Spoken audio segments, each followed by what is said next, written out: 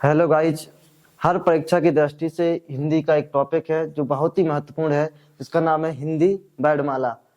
सबसे पहले आप पूछी जाती है कि भाषा की परिभाषा बताइए, तो भाषा की सबसे छोटी इकाई ध्वनि है। भाषा की सबसे छोटी इकाई क्या है? ध्वनि है। अब है वर्ण की परिभाषा, तो वर्ण किसे कहते हैं? तो वर्ण ध्वनि को ही वर्ण कहते हैं। किसको कहते हैं? ध्वनि को ही वर्ण कहते हैं। पूछा जाता है कि वर्ण कितनी संख्या के होते हैं? कितनी संख्या होती है वर्णों की? वर्णमाला की 52। कितनी संख्या होती है? 52। वर्णमाला को हमेशा दो भागों में बांटा गया है। कौन कौन भागों में बांटा गया है? स्वर में और व्यंजन में। स्वर की संख्या कितनी है? 11। और व्यंजन की संख्या कितनी है? 35। अपन सबसे पहले स्वर देखते हैं और स्वर के प्रकार देखते हैं। क्वेश्चन पूछा जाता है कि स्वर के भेद कितने होते हैं? तो ध्यान रखना है, स्वर के भेद दो होते हैं, जिसको हम ह्रस्व स्वर और दीर्घ स्वर कहते हैं। स्वर की संख्या है 11, आ से लेके आहा तक।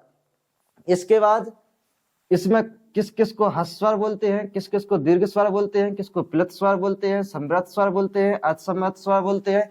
इन सभी परीक्षा की दृष्टि से सभी मोस्ट हैं। आप देखिए, ह्रस्व स्वर किसे बोलते हैं? जैसे कि छोटा है, छोटा आ, छोटी ई, छोटा ऊ, इन्हें क्या बोलते हैं? ह्रस्व स्वर। छोटा आ, छोटी ई, छोटा ऊ और ऋषि। और क्या है? ऋषि। इसमें ऋषि भी सम्मिलित है। कितनी इनकी संख्या कितनी है? 4। परीक्षा में पूछा जाता है कि ह्रस्व स्वर की संख्या कितनी होती है? 4।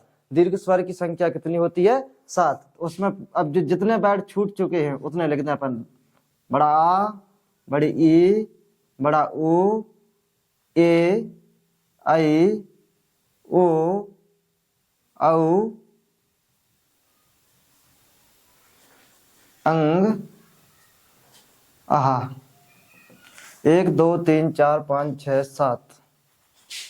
कितनी संख्या है इनकी? 7।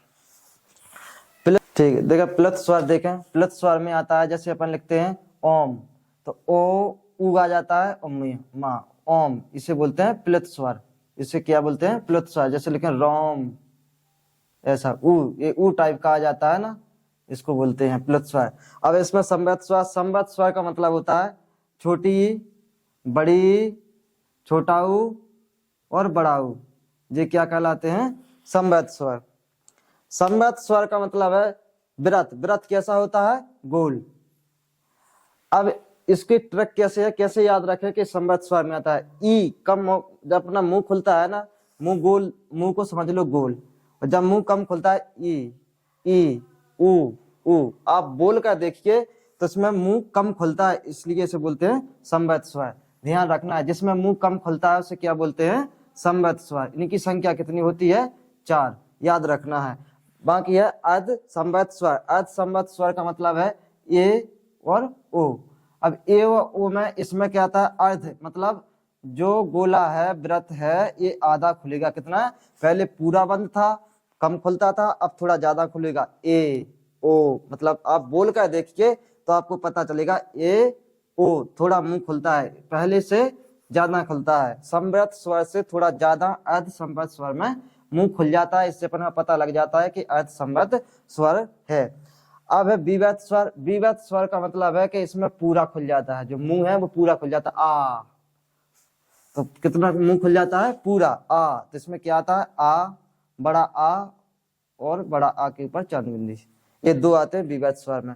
अब होता है अगला अयोग्य वर्ण। अयोग्य वर्ण का मतलब होता है अंग और आहा। जो योग्य नहीं है, जो अयोग्य है, इन्हें बोलते हैं अयोग्य वर्ण। ये कैसे वर्ण है? अयोग्य वर्ण। अनुस्वर। अनुस्वर का मतलब होता है बिंदी। जैसे अपन लिखते हैं पंच, तो ये क्या है? अनुस्वर। विसर्ग। विसर्ग में आती हैं दो बिंदी, जैसे लिखते हैं प्रातः, प्रायः, स्वाहा। इसे क्या बोलते हैं? विसर्ग। ध्यान रखें, इसे क्या बोलते हैं? विसर्ग। अगली है स्वर की परिभाषा भी पूछ लेते हैं। ऐसे वर्ण जो किसी भी वर्ण के उच्चारण की सहायता के बिना बोले जाते हैं उसे हम स्वर। अगला है व्यंजन। व्यंजन। व्यंजन की परिभाषा पेपर में आती है, तो उसका मतलब है ऐसे वर्ण जो स्वर की माध्यम से बोले जाते हैं या स्वर की सहायता से बोले जाते हैं, उन्हें हम व्यंजन कहते हैं। व्यंजन की संख्या 35 होती है। इसके बाद व्यंजन, स्पर्श व्यंजन, अनुनासिक व्यंजन, ऊष्म व्यंजन, अंतस्थ व्यंजन, संयुक्त व्यंजन, उत्क्षिप्त व्यंजन, आगत व्यंजन, पार्श्विक व्यंजन, स्वयंत्रीय व्यंजन और लुंठित वर्ण या प्रकंपी व्यंजन। तो आप अपन इसको अच्छे से पढ़ेंगे ट्रिक के साथ। स्पर्श व्यंजन होते हैं, इनकी संख्या होती है 25। सबसे पहले तो यही पूछ जाता है कि स्पर्श व्यंजन की संख्या कितनी होती है? 25। एक का वर्ण से लेकर मा वर्ण तक के वर्णों को हम स्पर्श व्यंजन कहते हैं। अनुनासिक व्यंजन, अनुनासिक का मतलब होता है कि जो पांचवा वर्ण होता है, जिसे हम बोलते हैं जैसे डा, उंगा, ना, मा, ये वाला इणा, ये इनकी संख्या कितनी होती है? 5। याद रखना है जे आखिरी वाले वर्ण होते हैं, इड़ा, उंगा, ना, मा और इड़ा। ठीक है। इसके बाद ऊष्म व्यंजन, ऊष्म व्यंजन की संख्या होती है 4। कितनी होती है? 4। सा, हा, इनकी संख्या कितनी होती है? 4। अब हमने कैसे ध्यान रखें कि इनकी संख्या 4 है और कौन कौन से वर्ण होते हैं, इसकी आप ट्रिक देखिए। ये सा बना है, ये क्या बना है? सा। कैसा बना है ये सा? ऐसा, आधा सा। ये सा, इसका मतलब है कि इसमें तीनों सा आएंगे। कितने आएंगे? तीनों सा, और साथ में हा आएंगे। तो अपने को तुरंत पता चल जाएगा कि सा, हा। आगे देखिए अंतस्थ व्यंजन, अंतस्थ व्यंजन की भी संख्या 4 होती है। या, रा, ला, वा। इसकी भी ट्रिक देखिए आप। जो था बना है ना, ये या जैसा भी बन सकता है, या। अपन इस था को ये मिटा देंगे तो क्या बनेगा? या। तो या से स्टार्ट कर लेना है। या इत्री का, रा रस्सी का, ला लड्डू का, ऐसा या, रा, ला, वा। तो याद रखना है। इसकी ट्रिक क्या है कि इस था को देख लेना है कि था कैसा बनता है? या जैसा। तो अपन को स्टार्ट किससे कर देना है? या से। या, रा, ला, वा। तो इनकी संख्या कितनी होती है? 4। इसी प्रकार उसमें सा है, तो सा को भी देख लेना, तीनों सा लिख देना है। सा, हा।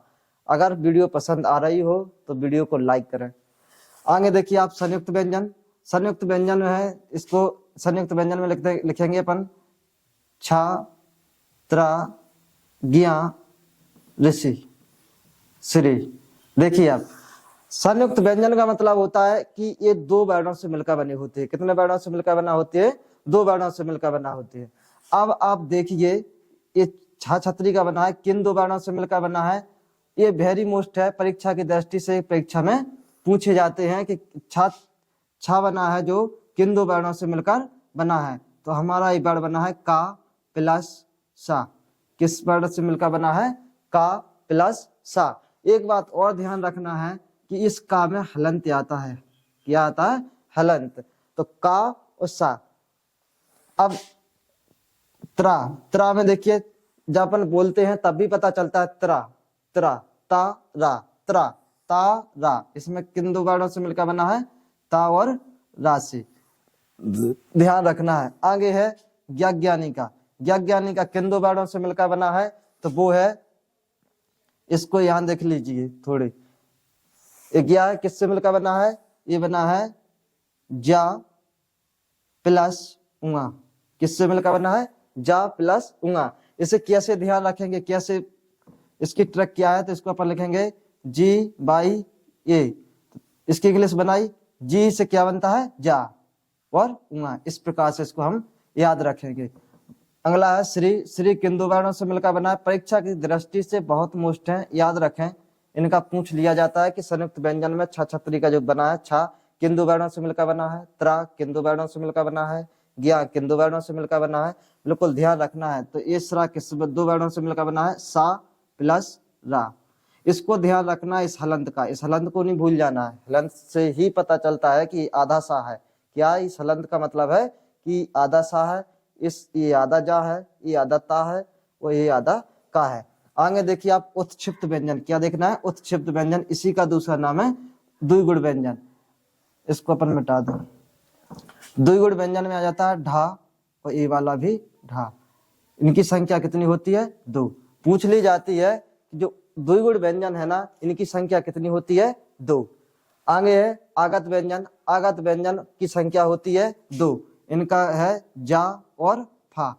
ध्यान रखें, इस जा के नीचे भी बिंदी सी रहती है, इसके नीचे, इन्हें बोलते हैं हम आगत ध्वनियां, आगत व्यंजन। या आगत ध्वनियां। पार्श्विक व्यंजन, पार्श्विक व्यंजन है, पार्श्विक व्यंजन में आ जाता है ला, क्या आ जाता है ला।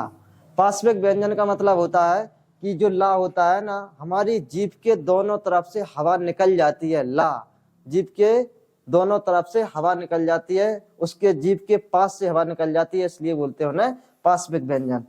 अगला है स्वयंत्रीय व्यंजन, इसमें आ जाता है हा, केवल हा। पूछ ली जाता है कि इन 4 वर्णों में कौन सा वर्ण स्वयंत्रीय व्यंजन है, और 4 विकल्प दे देंगे। इसी प्रकार से इसको भी पूछ लेंगे कि वह कौन सा पार्श्विक व्यंजन निम्न में से कौन सा है, और आपको विकल्प भी दे दिए जाएंगे। लुंठित, ये क्या लिखा है लुंठित, लुंठित वर्ण या प्रकंपी व्यंजन। प्रकंपी व्यंजन ये होता है रा। रा मतलब लुंठित वर्ण का मतलब होता है लुढ़क कर आता है, कैसा है लुढ़क कर। अमानक वर्ण है, एक क्वेश्चन ये पूछ लिए जाएंगे, अमानक वर्ण में क्या आता है माँ। द्वित व्यंजन, द्वित व्यंजन का मतलब होता है ऐसा कि जो सज्जा। अब ध्यान रखना है इस जा के ऊपर जा आया है, जा के ऊपर जा, इसी प्रकार से आना चाहिए। ठीक है, धन्यवाद। अगले पाठ के लिए चैनल को सब्सक्राइब करें और बेल आइकन को भी प्रेस करें। अगले पार्ट 2 के लिए चैनल को सब्सक्राइब करें, आपको जल्द ही पार्ट 2 प्राप्त किया जाएगा। धन्यवाद।